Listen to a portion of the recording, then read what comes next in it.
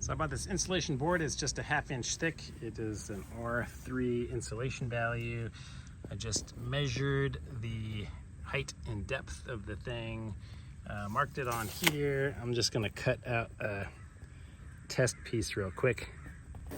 So after I make sure that this is the correct size, then I'll cut a bunch out at the same time. Snap this along the cuts. Got our first test piece here.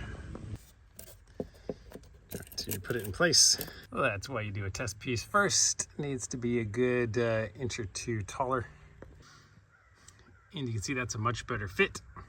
Bought some cans of this, or the Great Stuff works well too. And just gonna use this to caulk it in. It is an adhesive as well as expands out to fill all the gaps.